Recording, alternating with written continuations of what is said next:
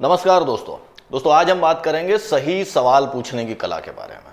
चाहे first principles thinking हो या प्रॉब्लम सॉल्विंग हो, सही सवाल पूछना एक बड़ा ज़रूरी स्टेप होता है। और बहुत सारी रिसर्च कहती है कि हमारा दिमाग जो है वो एक बड़ा पावरफुल सर्च इंजन है, यानी गूगल के मुकाबले लाखों करोड़ों अरबों खरबों गुना ज़्यादा पावरफुल। और इसमें आप कोई भी सवाल डालेंगे तो उसका जवाब ही आपको फट से दे देगा। हमारी लाइफ के जो गलत आंसर्स हमें मिलते हैं या जो गलत जवाब हम देते हैं, उसका कारण ये नहीं होता कि मेरा दिमाग गलत आंसर दे रहा है, उसका कारण ये होता है कि मैंने उससे सवाल ही गलत पूछा था।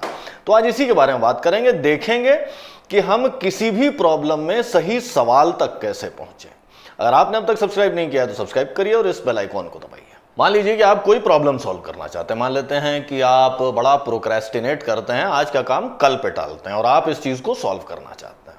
क्या करेंगे आप अपने दिमाग से पूछते हैं कि यार मैं प्रोक्रेस्टिनेट क्यों करता हूँ, और आपका दिमाग आपको फट से आंसर ला के दे देता है। वो कहेगा कि या तो आप लेज़ी हैं, आलसी हैं, या जो काम है वो बड़ा बोरिंग है, इंटरेस्टिंग नहीं है, या फिर कुछ इस तरह से कि भाई काम करते हैं, मेहनत करते हैं, कुछ रिजल्ट नहीं आता, या कुछ इस तरह से कि वो काम बड़ा मुश्किल है। यानी कुछ ना कुछ आपको जवाब आपका दिमाग दे देगा। अब देखते हैं कि क्या हम इस सवाल को इम्प्रूव कर सकते हैं। मान लेते हैं कि मैं और आप मिल करके इस पर्टिकुलर सिचुएशन में, जिसमें आप अपना प्रोक्रेस्टिनेशन खत्म करना चाहते हैं, इसमें मैं और आप मिल करके आपके लिए सही सवाल खोजने की एक्सरसाइज कर रहे हैं।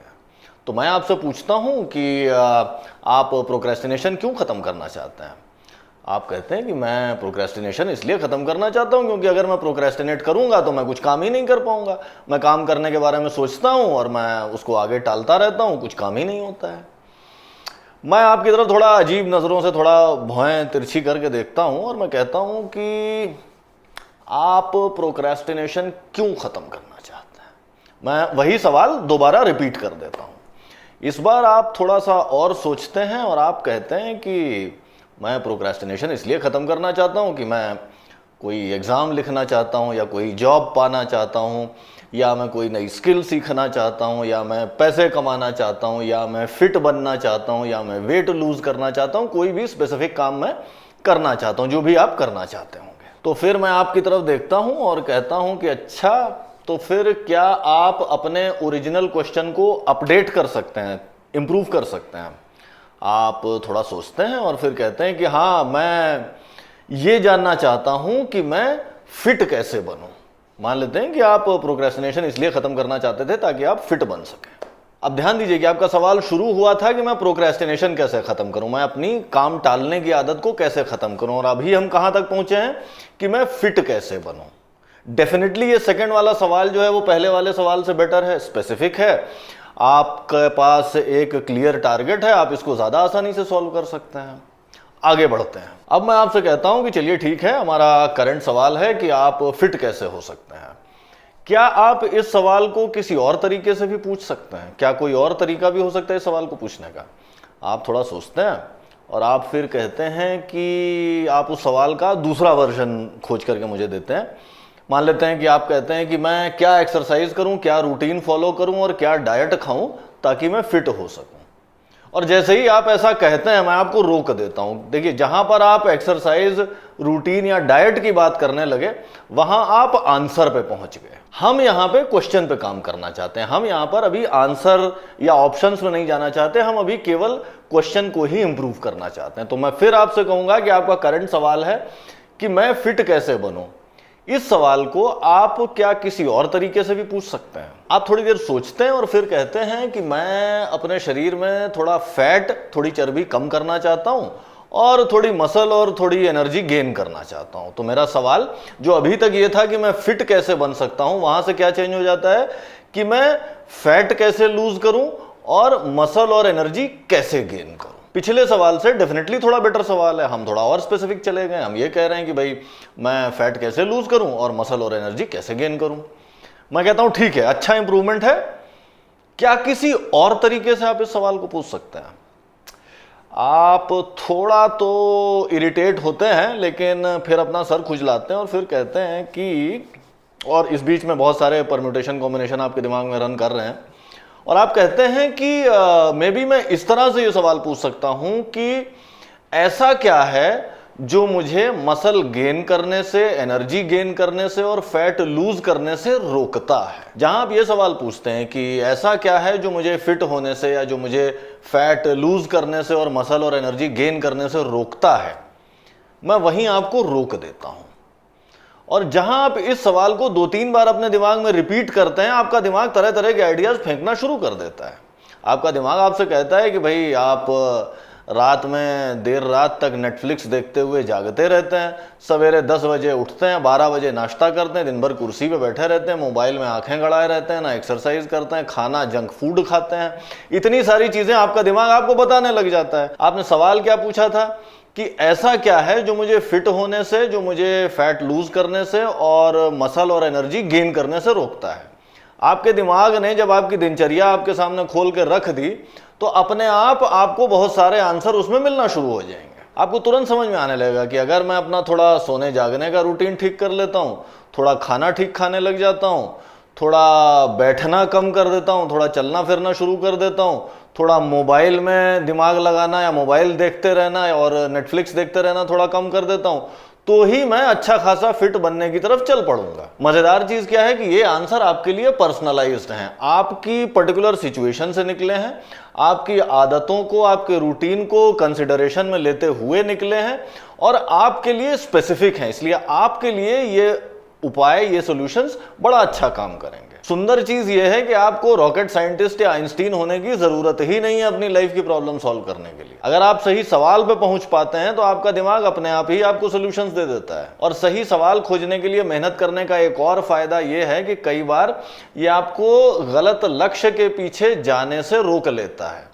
वाइल्ड गूज चेज के ऊपर जाने से आपको कई बार रोक लेता है। मान लीजिए कि आप एक पार्टी में गए और आपने वहां एक ऐसा आदमी देखा जो पार्टी में बड़ा पॉपुलर है, बड़ा अच्छा गाना गाता है, सब लोग उसका गाना सुनना चाहते हैं, सब लोग उससे बात करना चाहते हैं, सब लोग उसके आसपास बड़े एक्साइटेड रहते हैं और लड़कियां भी उससे बहुत स्माइल करके और हंस के बात करती हैं।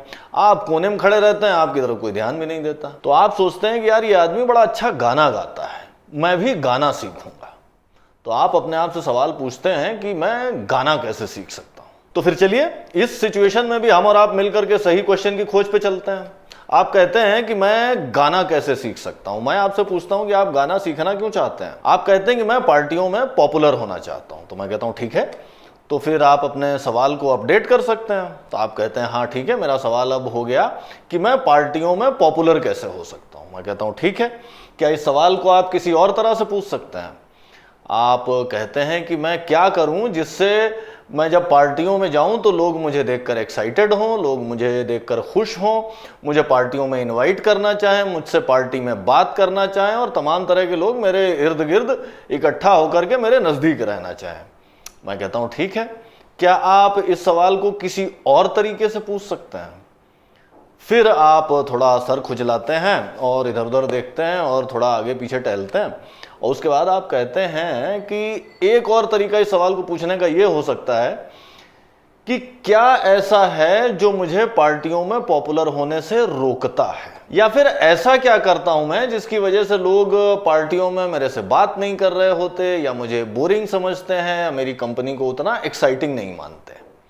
जब आप अपने आप से ये सवाल पूछते हैं तब आपके दिमाग में तरह तरह के आइडियाज आना शुरू हो जाते हैं। आपको ये दिखने लग जाता है कि यार जब मैं पार्टियों में जाता हूं तो मैं एक कोने में खड़ा रहता हूं, बड़ा सीरियस सा मुंह बना लेता हूं, कोई मुझसे बात करने आता है तो मैं उसके बातों का तो जवाब 1 या 2 शब्दों में दे देता हूं और उसके बाद उससे बात करने की कोई कोशिश नहीं करता।